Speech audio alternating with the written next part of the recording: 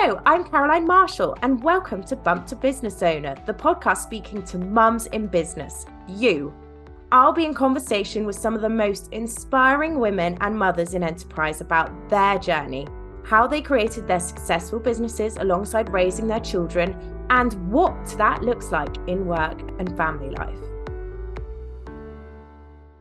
Hello and welcome to today's episode of Bump to Business Owner. I'm your host, Caroline Marshall, and today I'm joined by the incredible Lisa Macfarlane, co-founder of The Gut Stuff, mum, best-selling author, Virgin Radio host, and yes, former Love Island After Sun DJ. Alongside her identical twin sister, Alana, Lisa made her name DJing at major events from the Olympics to Simon Cowell's infamous ball before landing a TV role that made them household names. But it was a chance decision to volunteer in gut health research at King's College London that changed everything. Despite sharing 100% of their DNA, Lisa and Alana discovered their gut microbiomes were only 30 to 40% similar, a finding that blew their minds and kicked off what's now become a nationwide movement. Their mission to make gut health accessible, affordable, and most importantly, relatable. With a refreshingly no-nonsense approach, The Gut Stuff has become a trusted brand across books, workplace wellbeing, pop-ups, and the hit podcast Chatting Shit. Not only that, Lisa is a mum of one, pregnant with her second, and running a high-growth business with deep purpose. In today's conversation, we talk gut health, mental well-being, building a brand, and now she's navigating the juggle of scaling a movement while preparing to grow your family again. I'm so excited. And me and Lisa also know each other because we were on the Goldman Sachs Growth Program recently. We were. Oh my God, that's such a good intro. I need to just take you around with me and just have you do that. That's so much better than I could do it. No, your intros are brilliant. They're some of the best I've heard. If you've never heard your Lisa intro, you need to do it. No. Several times a lot now. of poo chat, yeah. No, but the poo chat is great, and this is why I was saying about this last year. I had a sex expert on the podcast, and it was our most popular episode. And I feel like it'll be the same with this one because everyone loves talking about poo as well. So I'm going to dive right in. And we normally start with your career, which we will do, but I just want to know, because I feel like it's blown my mind a little bit, and I've learned from you, which shows you're doing your job, is why is the gut such a big deal? Like, why is it a big deal that you and Alana had different guts when you're identical twins? Yeah, I mean, I guess like we've known, well, we thought our guts were just our stomachs, one. But actually it's a big old piece of kit from mouth to bum, and there's so many different organs involved, like your gallbladder, your liver, etc. So once people know that, it sort of makes sense that it would be involved in a lot more in terms of your health than just the digestion and absorption of food. But, and everyone, because my mum was always like, why is this, why are you just discovering this? And it's because it wasn't a particularly sexy area, fun area of research before. And when we talk about gut health, we're talking about two things. So we're talking about the physical, your physical gut and how that works. But also this new research into something called the microbiome, and people usually go, what's that? But basically it's the bacteria, fungi, viruses that live in, around and on us.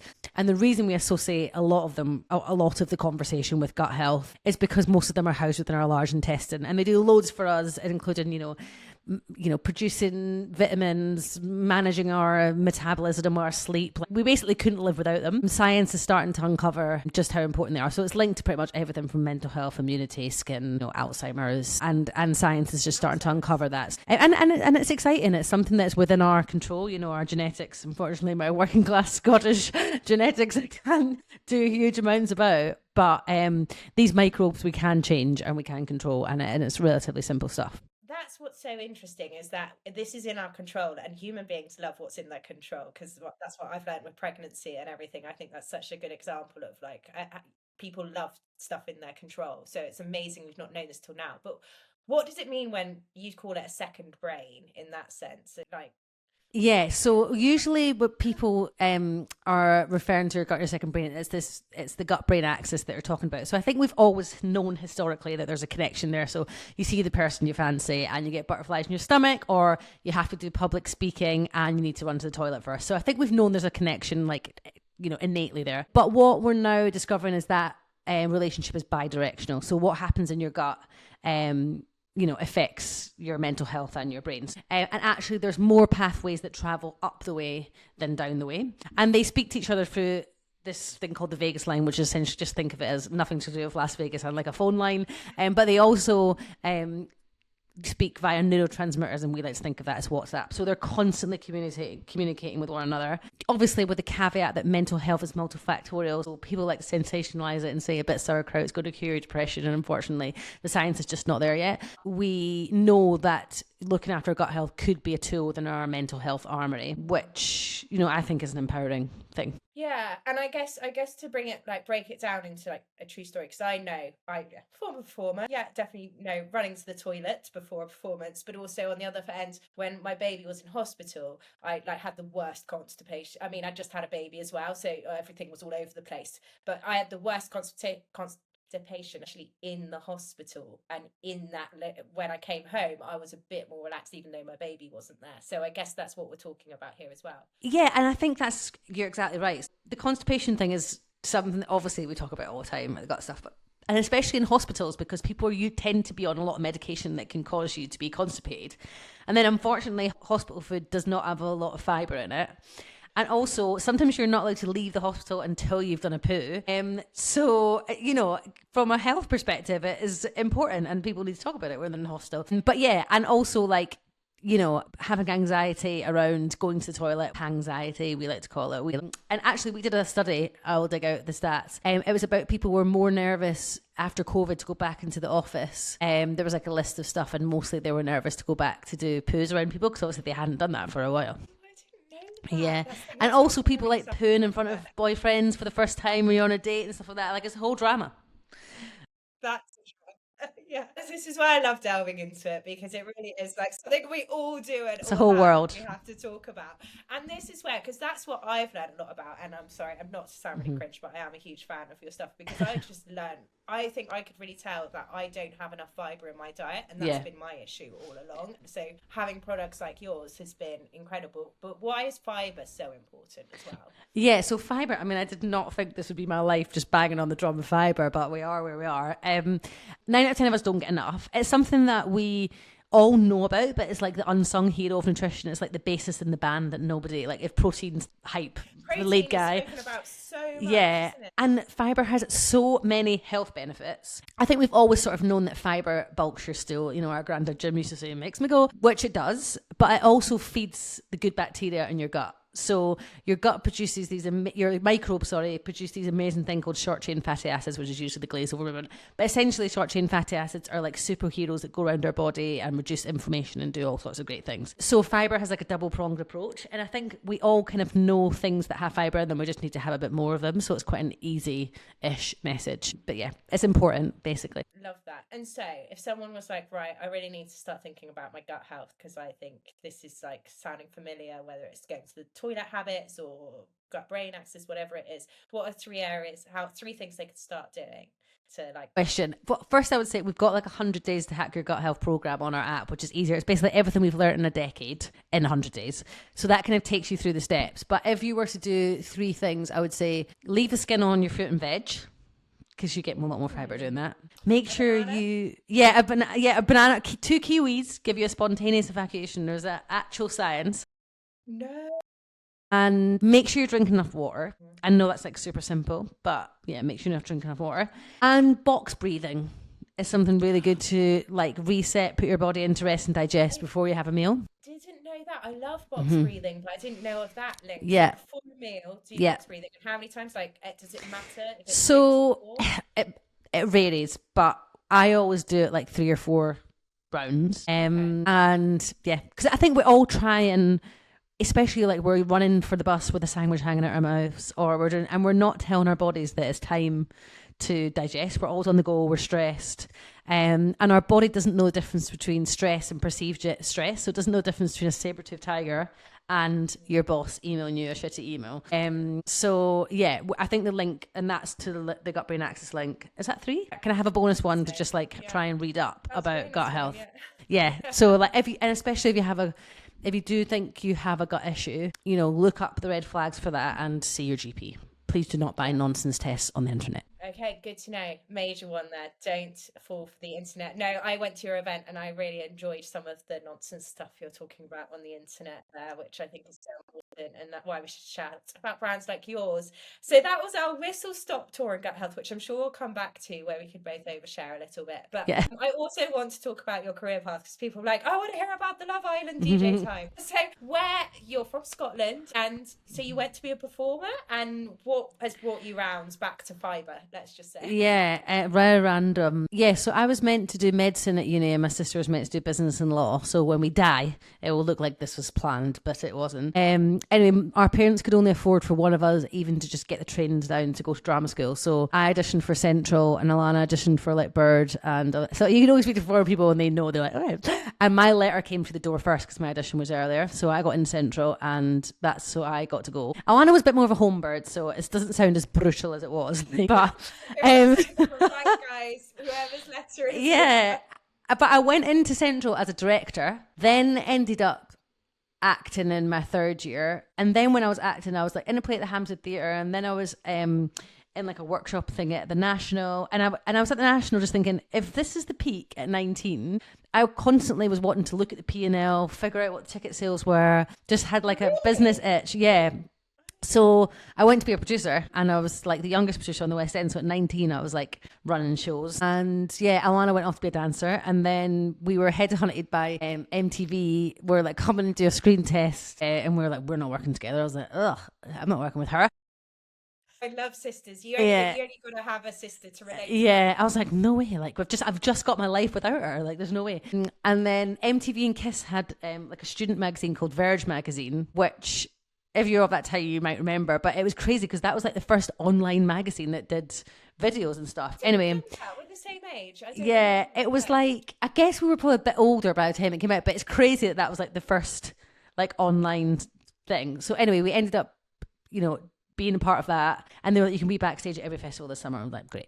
So we did that. Then the BBC were like, come in and do a radio pilot. So but we were like, we're Scottish and we sound the same, like there's no way we're getting this job. And we did. So we were on the breakfast show and One Extra, and then we wanted to play out. So we were like, we're blonde twins, people want us to be shit, let's get really good. So we learned on vinyls in the basement of Radio 1. Then we moved from, our dad died, so we moved home for a bit, and then we got a call when we were home saying Virgin Radio was coming back, and Richard Branson was bringing it back, and did we want to do Saturday nights?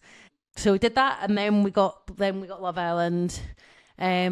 And then we went on tour around it, and then it was at that point it was the biggest show on telly, so it was a nice time to join the show because and everyone thought that we just stood and waved, but all the music came out of our decks for the spin-off show. So, and we obviously curated all the music. So, yeah, it looks like we were absolutely nothing, but really we were shitting ourselves, because when it used to come out of the ad break to be like, and we'd have to play. So every time I hear that now, I'm like, it gives me anxiety. But it was a really fun, it was a cultural phenomenon at that time.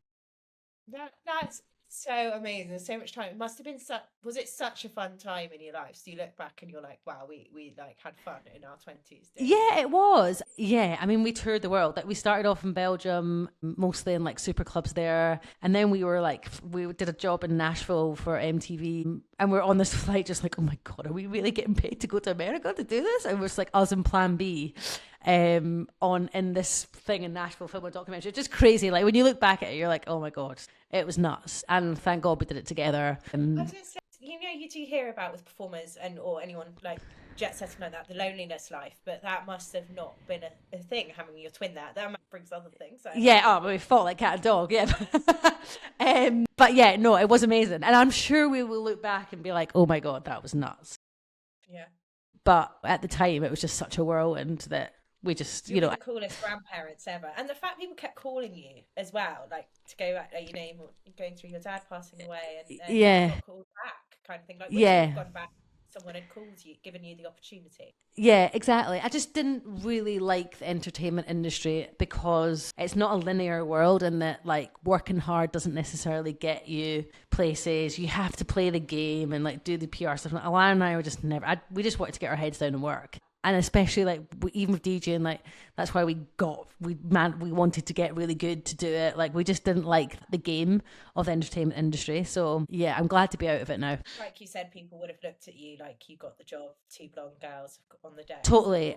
And we had to, like, the amount of times that we had just a row of guys standing behind us checking we were mixing, because everyone is saying, you're not mixing. I'd be like, come watch. So we'd literally have just like 10 guys behind the decks watching. And I just, that wears you down. I'm having to prove people wrong all the time. Yeah.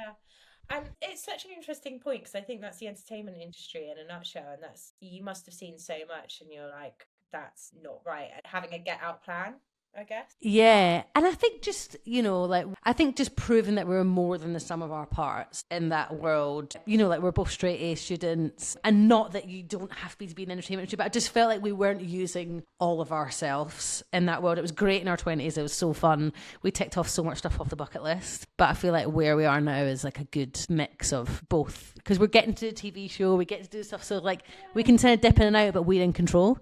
And we're not waiting for an agent to phone us. We exec produced, we came up with the format, we own the format and sold it for the TV show. So we're in control of it. Yeah, 100%.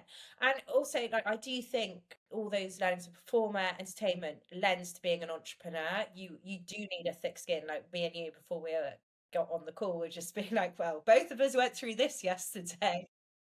Going through this right now, and it's like, I think entertainment and performance really lends so much to that, because people talk about it in sport all the time, but no one talks about the thick skin you need for performing. Yeah, it's such a resilience to have to go back to humble yourself every time you're then not in work, to go and work in the yoga studio, work in the cafe, knock on doors, in the call center, that. And I've got friends that are such grafters that are in the entertainment industry that even they've been on world tours, they've been on the telly, everything, they always just go back to quote unquote normal jobs, because that's what we're all used to. And we're used to that humility of 1 minute you're on stage in front of thousands of people and the next minute you're on a reception desk. And that's totally fine, but it takes resilience.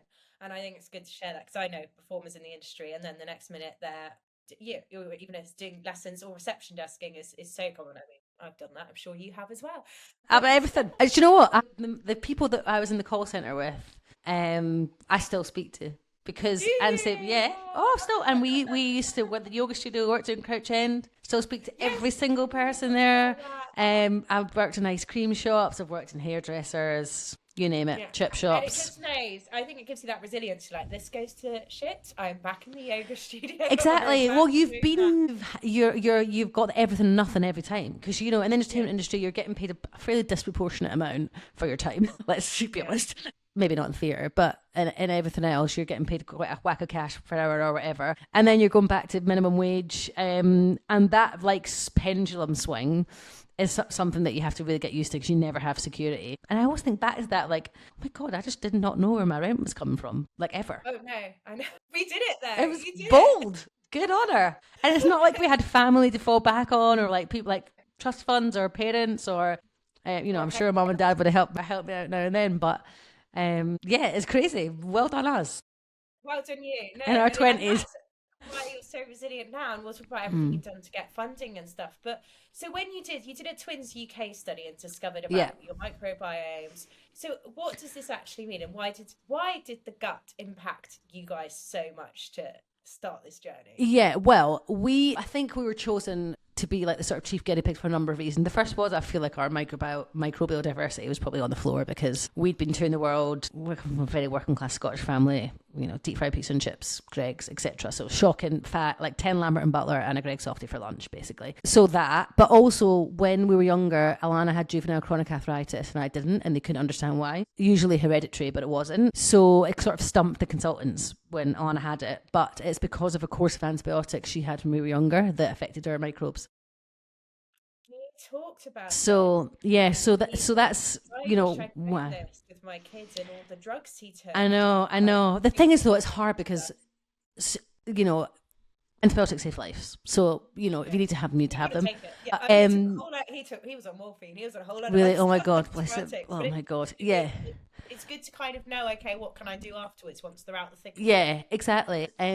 So that was why we sort of started the studies. And then, when we were going through, we were eating exactly the same thing on the same day. We were actually doing the Edinburgh Festival, so we had a DJ battle show, and then we were DJing for Tia Maria, I think, during the day. So we're having these like milkshake things, doing these big silent raves, and then our show like 1 till 3 a.m. drinking energy drinks. So yeah, it was quite a good base for like having the worst guts ever. But our our bacteria was only 30% the same at any one time in the study, so basically the same as strangers, which set us off on a bit of a journey. Like, if we can't be sold the same diet as identical twins, then no one can. Yeah, that is fascinating. And so, what made you start this? What did you go, okay, we've got something here, like, this is crazy? It's hard, isn't it, to look back at retrospectively, because it's a lot of things. So I think like the main thing was like, you know, our pals are like, 1 minute you're on the British red carpet interviewing people for the radio show, the next minute you're at Reading University talking about probiotics. Like, what the hell is going on? And we're like, oh, just that gut stuff. So that's where the name comes from. And everyone thinks it's so thought through, and it's not. That, and then we took a bit. I was nannying at the time, and the people that I was nannying, amazing couple, Chris and Hannah, worked at a branding agency, and they were like, have you guys thought about taking this gut health thing further? And we were like, well, what would we do? Like, we've never run a business before. Anyway, long story short, they built the brand for us, and Revolt, which was my husband's company, came on. I met him through that, so this company's given me more than I bargained for. Just coming through it. Yeah, and then so we had like a brand and no business, and then we took a bit of like pre-seed money to figure out what we were going to do, and then I guess the rest is history. We just learned as we went along, but we knew that, because gut health at the time, you know, there was big brands playing in digestive health and, you know, cereal and dairy. There was pharma companies making lots of probiotics. You know, there was clinical therapeutics into things like, you know, cancer therapies and things like that. But there wasn't necessarily any young challenger brands speaking about gut health in a different way. Everyone was speaking about it in quite a clinical way. And gut health as a category didn't really exist. I mean, this was like 2015, and we incorporated in 2017. So it wasn't really a thing. Wow. So it'll be 10 years then you kind of started the motions of. Yeah, I would say 2020, when we took like our seed round. I mean, once you take a lot of cash, that's when you're in it. Is when we were really sort of like full time on it.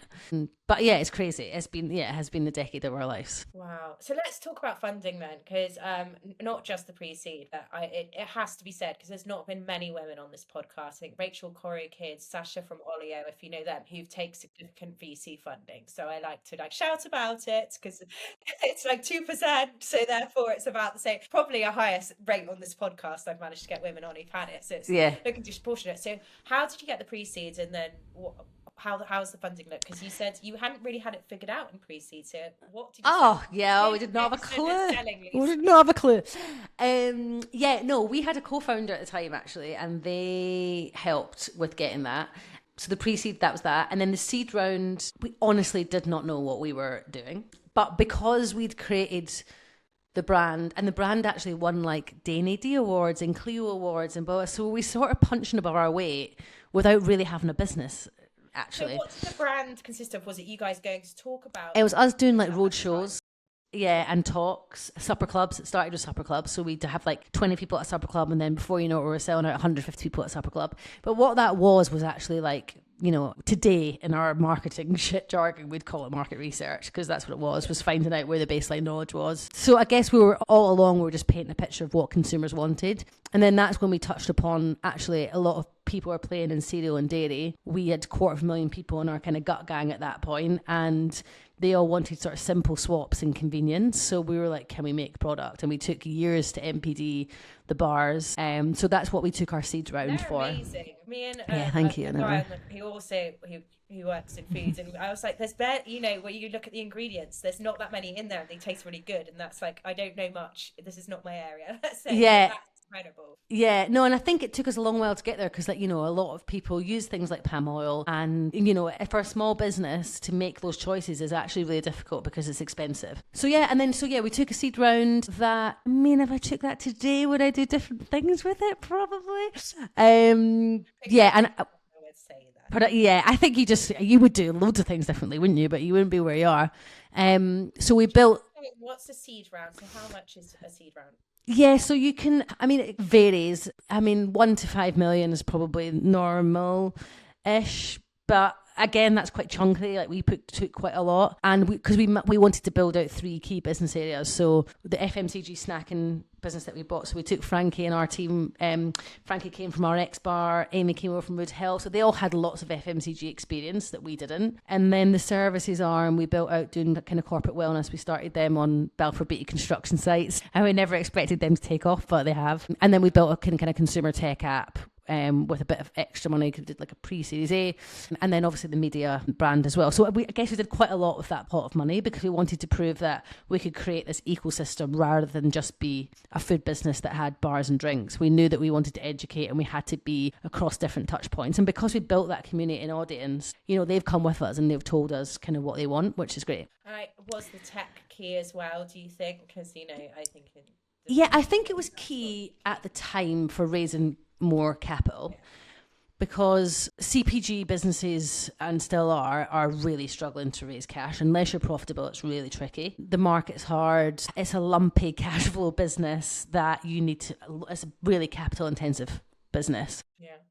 And we just learned, I think the thing with VC funding, and I learned a lot about this on the Goldman Sachs course, because a lot of the companies on there have been bootstrapped. And I usually, you just speak to founders usually that are in the same position as you. So I've only really spoke to VC-backed founders. And you're on a train that you cannot get off because you've taken other people's money, right? So you're on this growth train that... Especially VC, they expect it back. Angels can...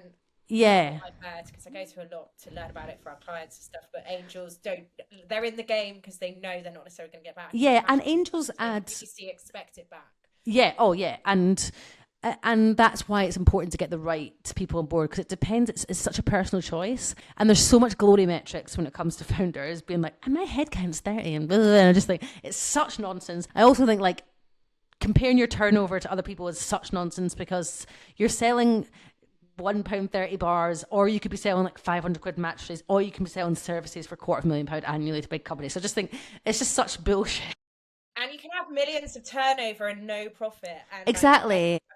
Transparently, under $1 million turnover and have profit, and it is. Yeah. It is that. And it's a different game. And I think that's what when you've taken funding.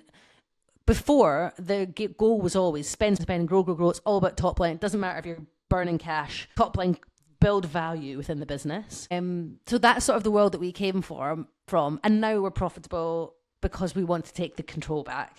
But, and now, when you're in the sort of 3 to 10 million turnover stages, like the real teething pain, that's when you're really going from scrappy hustle to, it's still small, but it's you're really having to formalize processes and grow quickly, because we're growing 200% quarter on quarter from last thing. So it's crazy. Hire fast, I get. Are you hiring? We are now, but we haven't historically, because all of our team, a lot of them have been with us from the start.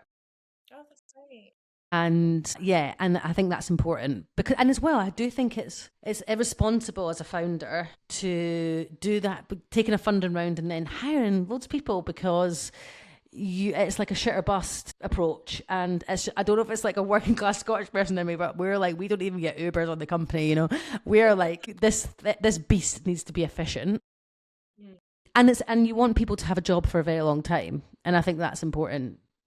I think it's different in tech. It's different because it's more you've got one shot, you have to just beat competition and that's it. But with CPG and a consumer brand, it takes time. So interesting, and I love your approach to it. It's really refreshing. Mm-hmm. That side, let's say. I'm to refreshing now, because just the motherhood piece is so important to me, because just what you've managed to do and what you're still doing, because you're pregnant with your second. You have been. I was reading a blog you wrote somewhere, an article you wrote, and I think you were going to talk about something else, but you were just basically talking about those early days of post-birth, because you were in the thick of it, C-section recovery, sleepless nights, juggling the business. What were your realities? How did you? Who was the first to have a baby? You or Alana, because you're both mums. So Alana has got a little girl called Ari, who will be 4 in October. So she was first, but she was a COVID She was a COVID baby. So, and her husband works nights. He's a performer as well. So he was at home during the day. But she took 3 days maternity, and she was in a board meeting 3 days after, puce, with a baby hanging off her boob. But so we said when I got pregnant, we were like, let's do things differently this time. I think I took 2 months max, and that was like obviously working. But it's hard. And I think now that I'm realizing our team are starting to get pregnant, and, you know, having to be really careful about when Alana and I talk about our maternity leave, because it's not the same, and I want them to know that they can take as long as they want. They can come back part-time if they want. They can have check-in days, you know, like, and our maternity policies are really good for a small business because it's so important. And I think that you know, it's not necessarily about taking longer maternity leave. It's about people feeling like they've got a job to come back to, and confidence. I felt horrendous. We basically closed the funding round, and then I popped the baby out. And then, you know, I was like to the lawyers, just baby's coming. So we could just, I think we actually closed the raise in November, and I had him in October. So we were still closing. But yeah, and about that, did you worry about the confidence they'd have in you? Or? Yeah, 100%. I just hid it. Yeah. Yeah. Okay, you that's good to know, because you've got others like Rachel from Choreo Kids who are like, own it, but that takes a different character, and I think it really shows. Yeah. Like, I would in another world I would have admitted it as well. Yeah, I guess it wasn't like, you know, hiding it from it. I just didn't want it to be part of the conversation because it shouldn't be. And also it helps that there's two co-founders, because you know, Alana was, you know, she really stepped up. But yeah, the reality is at that time, I mean, my husband was selling his business at that time. So he was in the US just working 18-hour days when the baby was there. Actually, I was in the hospital because my boob exploded. I got an abscess on my boob and it exploded in a cab. And I had to get surgery like every 2 days, but I was in the hospital for 5 days and he had to leave. And I was on the ward. There was no midwife because it wasn't a pediatric ward. And I couldn't get help. I had a cannula in, I couldn't pick him up, but they weren't allowed to legally help me. And my husband had to fly to America. So I was just like, and obviously you're not letting anyone stay over. And so I just remember in that moment being like, what the hell is this? Poor thing. How old was your baby? He was like 5 weeks old, and we spent 12 hours in A&E, I remember. And obviously, like, compared to lots of people's stories, it's nothing. I know, but you could say everyone has their own. I think it just makes you, because as well, like, I had an emergency C-section, you know, it's like the full button going off, he wasn't responding, etc. So I feel like I was jangled anyway. And then being back in that environment, you're like, you don't want to. And having your baby there, it's not comfortable, and that's what is key in that newborn time is feeling comfortable. So on so many levels, like being like, have a cup of clothes on, like having a cup of fucking bone broth if that's what you want. But I do think when you eventually get that, like, you get a cozy time where you get thinking you're so much more grateful for it. Like Positive Polly says that if you go through the shit thing, because I remember looking at people that, like, we were moving house at the time as well, so we weren't in our house, we were in a flat. And which is obviously fine. I remember just like, I didn't have any of my stuff around. I didn't know what clothes to have, like, I had there. And I just think, you know, then when we did eventually get in the house, it was all cozy. I was like, yay. And I just remember looking at my friends that had like all their nurseries prepared and stuff like that. I didn't even have, like, I just was not prepared in any way. No, I wasn't either. I think that's a bit of an entrepreneur thing. I wasn't at the time, but you're just like, oh, okay. Yeah, because you're like, it's 9 months. It's basically a year. Like, I've got plenty of time. And then you're like, oh my God. Exactly. I don't think others, you know, go for the whole Instagram look, and there's others that's not, and that's good reality. Yeah. But I think you hit the nail on the head, though, as a business leader now who's supporting others going through it, though. You might have other members of your team with similar, really uncertain experiences in whatever ways, but if they know they're coming back to a job when they want and it's secure, that is huge for someone, and we should never underestimate that. Yeah, and I think just because I always think, like, what hard stuff would I put in place, like policies? And I think that obviously there's a lot to be done there, because we actually sat down with an HR consultant when we were building the business and was like, what's set in stone here? What's boilerplate and what can we move? And basically you can change pretty much everything. It's not the law. Yeah. So the minimums in there. Yeah. And you can change a lot, all of it for the better. Even, like, you know, adoption rights, people that are going through IVF, like, you know, if you've had a miscarriage, like we talked a lot about this, like I had a miscarriage and then spent a full day, 18-hour day, doing talks in Manchester on stage. And I remember this brilliant woman, I'm sure she won't mention her name, Rom from Co-op, was like, I was in a meeting and obviously it was like, and playing because I was losing all this blood. And she was like, are you all right? And I was like, I'm actually having a miscarriage. And she was like, should we take you to the shop? She was like, we're going to get you a new pair of tights. We're going to get you some pads. And that sort of grace, I couldn't put into words what she did that day, but it was basically like, I didn't want to stop working that day because I didn't want sympathy. I didn't want anyone to tell me that I couldn't do my job because I was going through this, which I had every right to just crawl up in a fucking ball and cry. Yeah. But that grace was something that I will take with me, because I think that's what we need. Someone to be able to say at the start of a meeting, maybe if we're pregnant, like, do you know what? I didn't sleep last night and I feel a bit sick. Could I have 2 minutes? Is that all right? Yeah. And, you know, little things like that. Or like, I have not slept all night because my baby could not stop being in my boob and blah, blah, blah. Could I go and get a cup of coffee and just, I feel really touched out. Could I go and get a cup of coffee and just sit for an hour? Would that be all right? And that's all people... Put my headphones in and just... Yeah. And I feel like that goes a longer way than 3 months more maternity or... And I think these sort of like women's lunches and stuff are great, but I feel like it's not solving the day-to-day problem of what we need as women, which is somebody giving us a little bit extra time and grace, because our bodies, our hormones and everything are going through a lot. And we sometimes just need 10 minutes and a cup of tea. Or, you know, or just that time to know we're going to be in that phase for maybe a couple of years as well, kind of thing. I was actually just had a conversation with a burnout doctor about this, and the whole thing was time, that other people won't have time for you to need that time.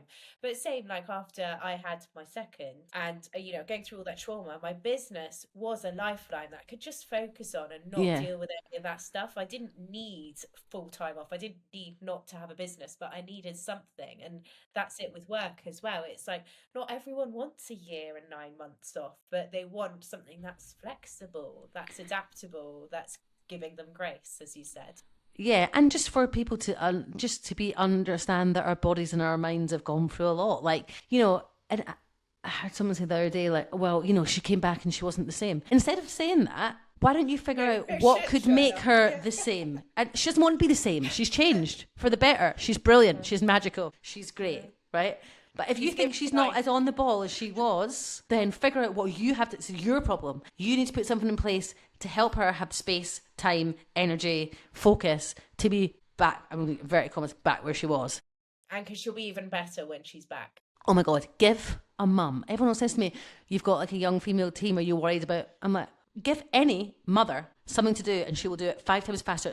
There's nothing that makes you more focused and like deliberate with your time than a child. Like... and night feeds and having 90% of your time sucked out of you, milk sucked out of you, life sucked out of you. Touched out. You'll become very bloody focused on what needs to be done, that's for sure. Oh, thank you for speaking the realities. And now that you're pregnant again, how do you feel this time round about it? Or has anything changed or different? Obviously, your business is different. Your family life is different. Is there anything you feel you might try differently or feel different about? Yeah, I mean, I certainly feel a lot worse than the first time round. I was like, what did I moan about? I was like, well, seriously, I could have nap when I wanted. I could, like, what did I get? Now I have a 1-year-old that is a hurricane. You can't say that to first time mums. I know. This is shit the second time. Oh my God, I was like, this is horrific. Like the 6 to 10 weeks, I was like, this is absolutely shit. I would love to say that I would think I would... the Goldman Sachs Growth Program, so shout out to you to also doing that, because I was losing it. Do you know what? I think it was good because... I think that was good because it did give you, like, you just had no choice but to, like, work weekends, work nights to get that BGP done. So I think it was probably a good thing that I just had to, like, crawl through. But yeah, I mean, I would love to, I always said second time round, I'm going to, like, do more pregnancy yoga and, like, thinking I've not been to one class. Like, I'm not going to go to MCT. I'm just, like, kicking myself. Thing that I will try and protect more, I think, is the time just after they're born. It's Christmas as well, so I think that'll be a bit easier to sort of create a bit of a cocoon. It is, yeah. And I think just also, being Christmas kinder to myself. Watching time before they're born, having had a December baby is key, because you really? got the Christmas films to get through. Oh yeah, I know, that's what I was thinking, and I was like, oh my God, like the newborn snuggles with a Christmas film and like all cozy in the house. I was like, yeah, that's what I need this time. So yeah, I think I'm just trying to sit in it a bit more, and like, because last time I think I did like 7 cities in 7 weeks, just like up to before I was going to give birth. So I think that I'll try and like the third trimester hibernate a little bit maybe. But she says, I mean, well, I'll speak to you in 3 months and be like, yeah, I'm going to America. I think it's part of your personality, and I think that's something you really get with the second time or subsequent times is really understanding your personality. I beat myself up a lot with my first, but then it's also realizing, oh, this is just me. Yeah. Well, yeah, and I think that's because it's like it just accentuates so many parts of yourself. Basically, like a very extreme version of yourself. And it's funny because I'm gonna start a business in my second trimester. yeah, exactly. Like, I need to do certain things. Yeah, the oxytocin is firing through me. I'm just gonna go do it. Because my sister was really anxious actually when she had her daughter, which is so weird because she's like so in control that she was like really anxious. I think she had like a bit of gin by mistake when she was breastfeeding, so she spiraled for weeks. Whereas I was, I don't know, I just sort of, I don't know, more laid back. I just found it more natural, if that's the word. Like I don't know, and I hope like the second time that I'll be able to have that as well. But yeah, we'll see. I have a good setup currently in terms of like childcare and help and stuff. So I couldn't do it without that. Amazing. And that really leads us on to our next question, because this is what everyone wants to know, especially when you're running a business like yours and everything you have going on. What is your day-to-day reality, childcare setup, at home setup? How do you work that? Yeah, so my husband was away a lot. When I first had the baby, I had an amazing doula who helped because he was away. And now I have an amazing nanny. She's been with us since Bear was maybe 6 weeks. So yeah, he loves her so much. He speaks more Portuguese, Brazilian, so he speaks more Portuguese words than he does English. So it's great. She's amazing. And yeah, I think you have to be honest about it. We have a lot of help around the house. We have the dog goes to doggy daycare. The one thing that I guess I would love to have more of is both got dead dads. So our mums are both widowed and live really far away. So we don't have family help nearby. So that's the tricky thing is like, do we pop out for dinner? You don't really get that. No. But I don't think you get that when you both run businesses anyway. So it's kind of like, mind. And plus we just like getting nice steak and having it in the house. So yeah, I have a lot of help. It gets a bit easier when you start to learn a network of babysitters. Is your nanny full time, and is that your setup? Do you work full? Yeah, so I work from home. I'm in the office 2 days and I work from home the rest. We've got a bit of a piecemeal situation at the minute, but she's coming more full time, like full time, in a few months. We have like a members club we go to that have a creche that he loves, and that's like one thing that I would really, honestly, it's amazing. So I can put him into the creche and do reformer, like. It's so good. I had that with my gym, and it is amazing to just have that time. Or for me, it was for my business as well. I didn't go exactly, because even if you can just do calls, like you can do call, or sometimes you just want to go and sit on a bench, like literally. And I don't feel any guilt about that because he loves it. He's like the Duracell bunny. He's like a dog. He needs to be like knackered out, and he's always been like that. Yeah, I'm with you. I remember you saying that to me, like your two boys are the same, and at least they can knacker each other out. Yes, now they can, yes, when they're not killing each other. Yeah. But I do think it's like you say, like everyone wants to know that because it's not possible. You can't have it all. And find me the person who's doing that. And like, obviously, like I put the baby to bed, open my laptop again, you know, the hours are mental, even with all that help. But, yeah, I couldn't do it without that. And it's sort of coming from a working class background, admitting you have a nanny is like, oh my God, she's got a nanny. But I'm like, what do you want me to do? We don't have a village around me. And the other amazing thing that I have that I'm so grateful for, especially in London, is I have amazing neighbours. So I'm really close to all my neighbours. Like I literally put the baby over the fence to my next door neighbours that are amazing. They've got 3 kids. I can put in the WhatsApp group. I've got a last minute investor meeting. Someone take the baby. There's someone at the door in 10 minutes. Honestly, it's Wimbledon. It's SW18, guys. No, they are amazing. Like they're a proper village. Like so good. Okay, everyone's moving to Wimbledon and the house prices. Come in. Just move into mine. That's it. I would have a commune if I could, so that's fine.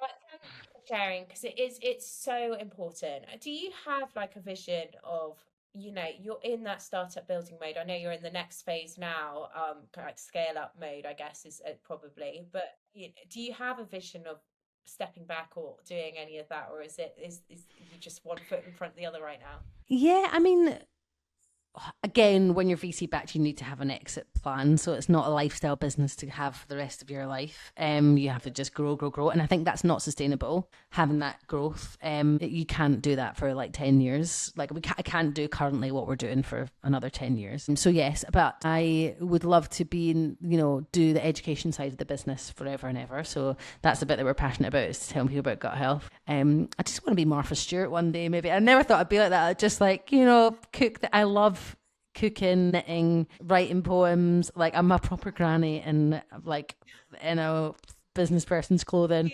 On Love Island. So yeah, no, honestly, I did used to knit on tour. Yeah, I used to knit on tour. Yeah, and just have my little knit in there.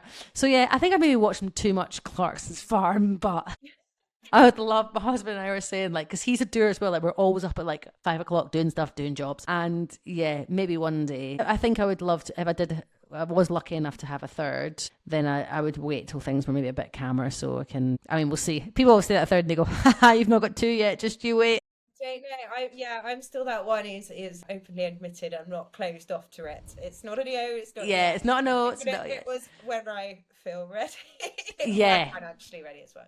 But and had a good night's sleep. I do think it's like a different in London as well, isn't it? Because it's like just the financial pressures. Like when you can't go to like a local school, when they can't go to like it's so funny. We look back on like our school when we were growing up was just like the only school in that bit. So you went there and then you went to the high school for that. And I just think it's such a like political drama in London, isn't it? Like what school are they going to? I'm like, I don't know. It's one. It's a different game, and you said, I think everyone has different views. But I think sometimes for me, I know after those two and everything I went through in the first years, I was like, it wasn't a no for a third, but I need time to recover and figure this out, or this life phase out, and feel ready for it. And I didn't want to jump into that. I jumped into it with the second, and that's fine. Because you've got a similar age gap to what I'll have on you. So you've got 2 years between your boys. 2 years, yeah. 2 yeah, years. That's what I'll have. And I'm having another boy, did I say that as well? Oh, no, you didn't. Yes, no. I've literally followed your path. Honestly, when I have friends who are going to be boy mums, I'm like, come to me. I'm so happy. One of my best friends is a boy mum, and I know gender grief is a thing. I know it's not for everyone to talk about, but I think it's a valid thing for everyone to talk about. And so she kind of shared that with me, and I'm like, but I didn't care. But you're with me now. I needed one. The thing is as well, like it's good things. I'm like, they're very simple creatures. I hate to be gender specific, especially at this young age when they're one. But yeah, my sister's daughters is another breed compared to the boys.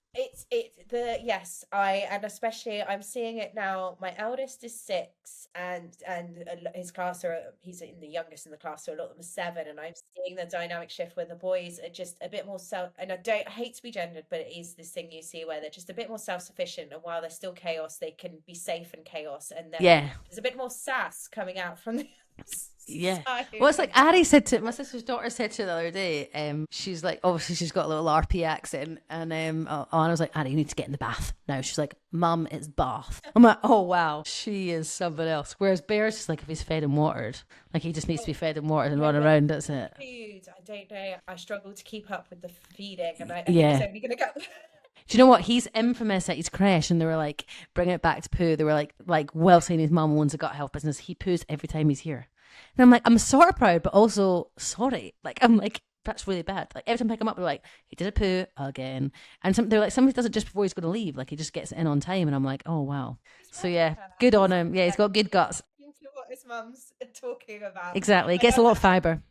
I love we ended with poo there. That's so big, because it obviously brings you joy, and that brings us round to Lisa. You've already talked about it with the knitting and things, but you're so busy, and I don't say this about everyone, but you have a lot on to run a VC-backed business, and everything you do with the podcast, your TV shows, books, and parenting and pregnant. So what brings you joy? What's your moments for yourself? Good question. So every Friday, obviously, when I'm not pregnant, I have a martini every Friday when I put the baby to bed. Different flavours. I prep it all week. Sometimes I'm like fat washing blue cheese into gin, fat washing. The week revolves around whatever this martini is going to be. I've had butter ones, I've had tomatinis, everything. So I just love, that's like my thing. And I always make dips to go with the martini. So like wine pairing dips on a Friday. It brings me deep joy. Your effort through the week in it, I feel that is another direction for you one day on your. Do you know what? One of our shareholders said that to me. You need to maybe just make martinis. I was like, yeah, okay. I said that actually when this next baby comes out, the first thing I want is a dirty martini. I was the same with margaritas, and I was really passionate about it with the second. I don't know why. I think I've since found non-alcoholic margaritas, which are really good, I have to say, which I quite enjoy even now. Now I'm not pregnant. It gives you the same kick. Yeah, do you know, have you tried pickle lemonade? So like lemons and like sugar water and then like dill pickle juice. It gives you a good kick, like a margarita. Yeah. That's clearly what I was missing was the kick. Okay, there's the tip. Yeah, there you go. It's not good for it's not a gut health tips per se, but there we go. Yeah. Mix it in. Let's find a way with your. You could have the sauerkraut juice instead. You could have it kimchi juice or sauerkraut juice. There you go. There we go. Got it. Honestly, Lisa, thank you so much for your time. I know you've been so generous with it and sharing everything, and I'm so excited to see what's next for you guys. But where can people find out more about you and the gut stuff? Good question. It's basically all very helpfully just the Instagram's at the gut stuff, TikTok's at the gut stuff, thegutstuff.com. Yeah, it's very easily the gut stuff. Well, thank you so much, and huge good luck with your second pregnancy, and I can't wait to hear about your baby snuggles in December. Yeah, I'll need to come back on after that one because it could be a whole different ball game. Oh, we need the follow-up. For sure. And the martini tips. Yeah, exactly. Thank you, Lisa. Thank you so much for listening to Bump to Business Owner. I hope you enjoyed the conversation. Please do rate, review, follow, or subscribe wherever you're listening. It really helps us to connect with more mums and business owners. You can DM me on @BumpToBusinessOwner on Instagram, and I'll be back next week.